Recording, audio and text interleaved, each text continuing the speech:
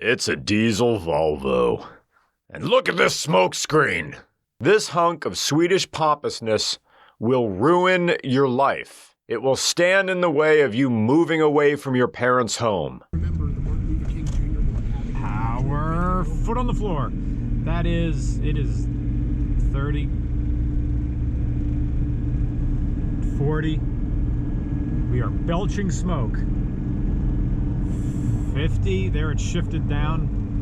That's overdrive. So interesting, with wide open throttle, it still shifts into overdrive, even at WOT. This episode of Regular Car Reviews is sponsored by Factor. I realize I am not sitting in front of my kitchen table right now. I am eating the Factor meal directly out of its container, but that's fine by me. Right now we're working on Crazy Taxi, getting the EFI on. But you know what? Factor's got me with fresh, never frozen meals. Click on the link in the description. Use code REGULAR50 to get 50% off of these meals. And even though we're pressed for time, that's not going to stop me from having a delicious meal that's way better than us doing DoorDash and getting fast food. I can still have dietitian approved meals while we're here in the garage wrenching away. So you're getting a sneak peek right now of the future video of us making Crazy Taxi faster and bringing her into the 21st century. So thank you, Factor, for sponsoring us and allowing us to do fun stuff like this. Now I'm going to eat and just give you B-roll. Factor makes meeting your nutrition goals easier than ever by delivering fresh, never frozen, dietitian-approved meals right to your doorstep. Head to factor75.com or click the link below and use code REGULAR50 to get 50% off your first Factor box. Oh, it's good. With your subscription, you get free wellness shots for life with your subscription. So I threw out the box and I drank them all. I got one left. Free wellness shots for life. It's got lemon hunt. You get a variety pack. Whole bunch of different of these. Whole bunch of different wellness shots. They're amazing. They taste great. I've been making the drinks with them. No joke. And now back to a turbo diesel Volvo. Volvo 740. It's like getting first-class dome from that one black eyelinered barista who isn't nice to anyone. Volvo 740 diesel. I know you have adult art of Susie from Deltarune.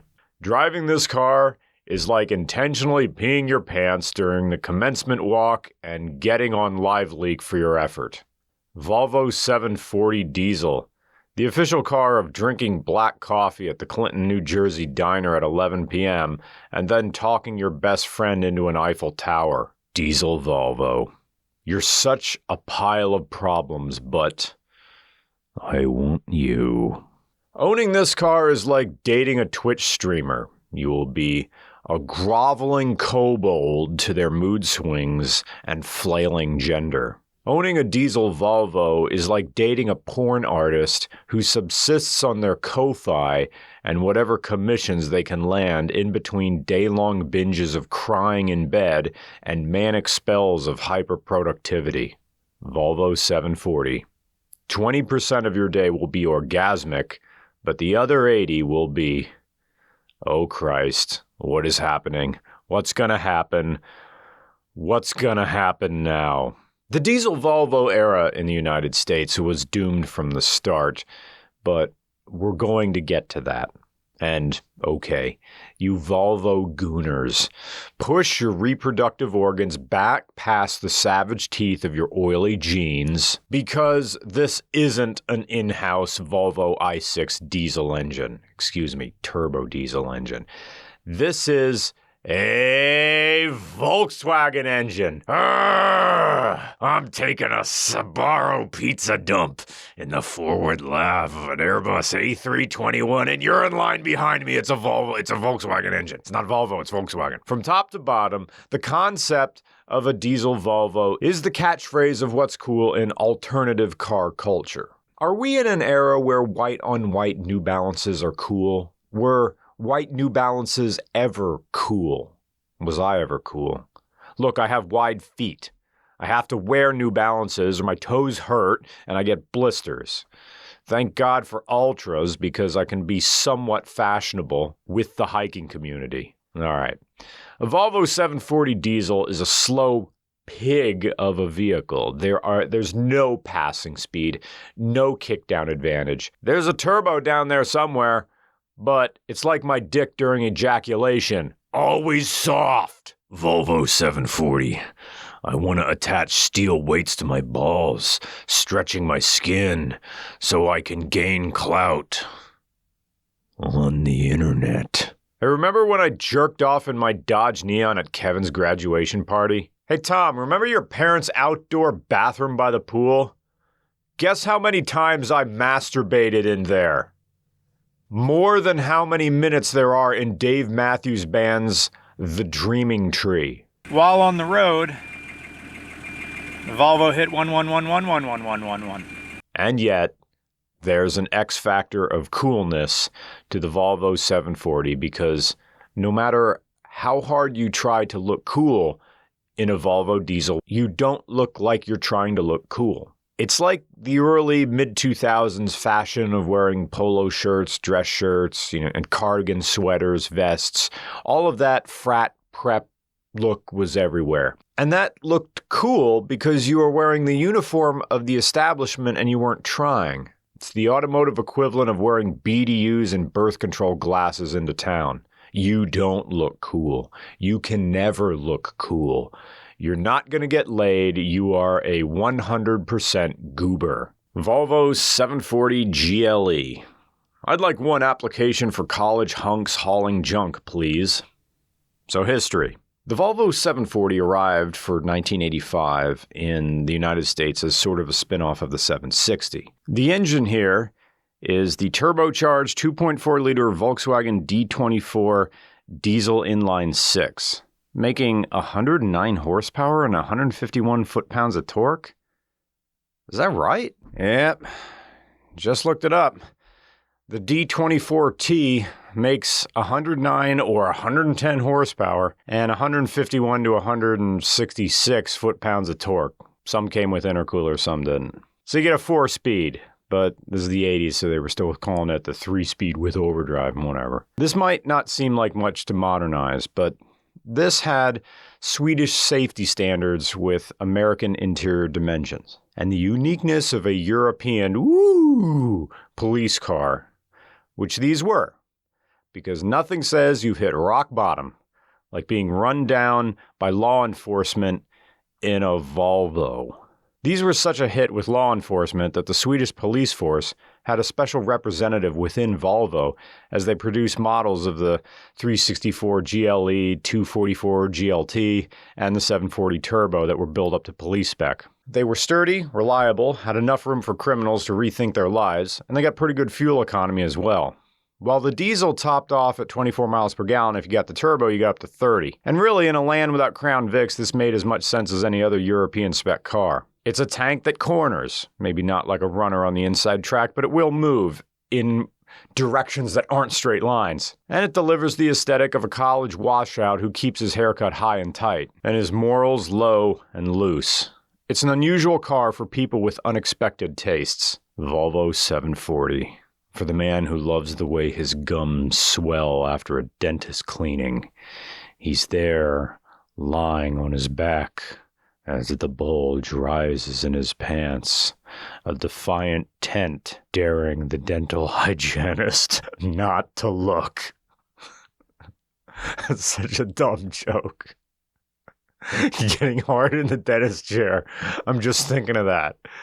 That's like a video that just doesn't have anything. It's just, well, how's your year been going? Keep stabbing me with the metal.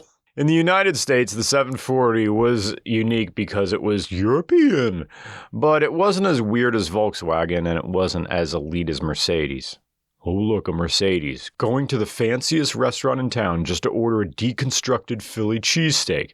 Congratulations, you're basically freebasing steakums and provolone. The Volvo 740 reinforced the notion that diesel engines weren't just for school buses, taxi drivers, and truckers because Europe had proven that they were viable for everyday drivers, and not only had appeal from a power perspective, but from fuel economy as well. The oil crisis was still a fresh memory, so anything that could save on gas was going to be attractive to Americans, or at least so they thought. The downside is that, and here we go, here's the main point of this, the downside was that the first mass-produced V8 diesel passenger car in the United States wasn't a Volvo.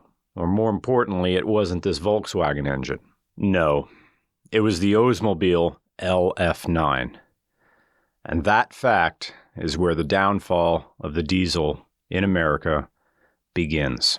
It was 1978. Nixon had created the Environmental Protection Agency just a few short years earlier. And now, catalytic converters were a thing. General Motors wanted to win the fuel economy wars. Thus, they did a diesel conversion of their Chevy small block 5.7-liter V8 and called it the LF9. It delivered on fuel economy, nearly doubling CAFE standards for 1978, but at the cost of the operational integrity of the engine itself. It didn't matter if houses in the 70s were the cost of a McChicken today. The LF9 would leave you so deep in the hole that you'd have the financial prospects of a millennial in the 21st century just from the repairs alone. Everything went wrong. Everything. Head gaskets, fuel injectors, pumps, cylinder heads. If it was an engine component, it was living on borrowed time. It was like when an enemy casts poison on you in a Final Fantasy game.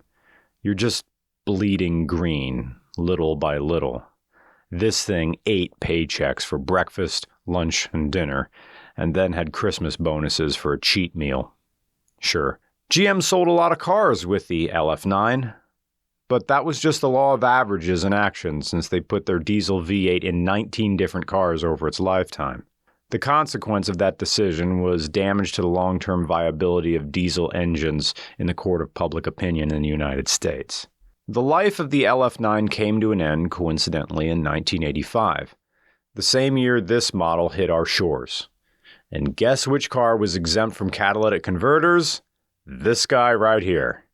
The door sticker even says, this vehicle conforms to U.S. EPA regulations applicable to 1985 model year new motor vehicles non-catalyst. In theory, this should have been a far stronger success in the United States, coming off of the 760 and the legendary 240. But the LF9 cast a long shadow. It's almost surprising Volvo even bothered bringing a turbo diesel to this America. The diesel passenger car scene, if you can call it that, wouldn't really recover until arguably the late 90s. And by then, the diesel scene was unknowingly living on a terminal diagnosis, with Dieselgate not too far off, and the proliferation of electric vehicles following closely after. And also, if you wanted a fuel-efficient car in the 90s, you bought a Honda Civic, and if you wanted more than that, you bought the Honda Civic EH2, that glorious near 50 mile per gallon tiny little four-cylinder that was still fun all the time. So why would you have a diesel Volvo that got less fuel economy, was more expensive, and the only thing it had going for it was comfort? But if you were buying a car for economy, that matters more than how cushy these seats are. Plus, this car was really just connective tissue between the successful but bare-bones 240 and the higher-end 760. So this is a less fancy 760. It has developed a bit of a cult following, even as the 740 turbo diesel becomes rarer for modern drivers to experience. There aren't that many of these left in the United States. From Jalen's research, it's fewer than 100. Really? There's fewer than 100 Volvo 740 diesels still functioning in the United States? It's an enjoyable car, and yet it's oddly out of place. It's the automotive equivalent of Austin Butler. I'm supposed to believe he's Elvis in the 1950s, but he has the face of a man who knows what Bitcoin is. How am I supposed to believe you're the king of rock and roll when you look like you're waiting to go back to your trailer and play Death Stranding? And now you're in Dune 2, and I finally accepted you as Elvis, and when I see you coming on the screen, all I can think of, If you're looking for trouble, no, you came to the right place. An anachronism that's too visually bland to stick out as one. But it's a good car. You have to get past the maintenance and the incredibly slow acceleration if you want to enjoy this. When we're going up a hill, he could not get this past 60. And maybe this thing has a top speed of 70 miles an hour on a flat road. And you can't put the air conditioner on too high because it's a big strain on the belt. And also, from what we're told, timing belts. It needs a new timing belt every 40,000 miles. And I don't know how true that is, but after driving this, I can believe it. And this thing smokes when you put your foot down. Jalen thinks it could be injection pump timing. And he would know since he had to get this wagon back into shape because he found it in a barn in upstate New York. This thing had been sitting for 15 years. So he bought it, did the injection pump, the fuel lines, and the brakes, and the radiator. And it still needs bushings, and the cruise control doesn't work. But for the most part, hey, it's a run and driving car, but it feels a lot older than the 111,000 miles. I get it, Volvos are supposed to last a long time, but this thing, ugh. The aesthetic is also a coin flip. Some will see a junker, while others will see a junker but charming. This is the official car of trying to turn Pittsburgh, Pennsylvania into Portland, Oregon, a place where shops sell tropical plants and mustache wax, and jars of Delta 9 honey, and all the graffiti is sarcastic. The Volvo 740 is a pair of skinny jeans with a certificate of completion from the Lincoln Technical Institute, and a taste for art majors and clove cigarettes. It's a car for someone who drinks IPA while his girlfriend chugs Yellowtail. This is the wagon for you if you have a dog who barks if you aren't playing the Decemberists. It has enough inside for the instruments you play just well enough to get paid to do it sometimes. You swear you're just doing it on the side, but you're working the TikTok algorithm to save you from your uncle's carpet store. Volvo 740. Hey, Teresa, the bassist for the wedding band is here.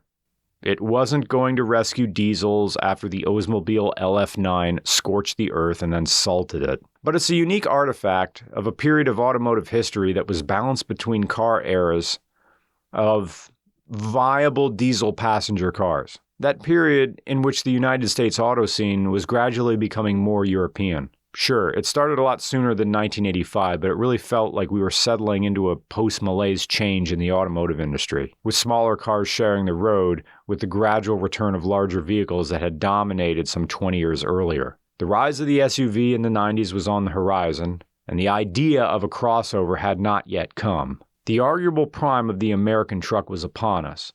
So much change was coming in 1985.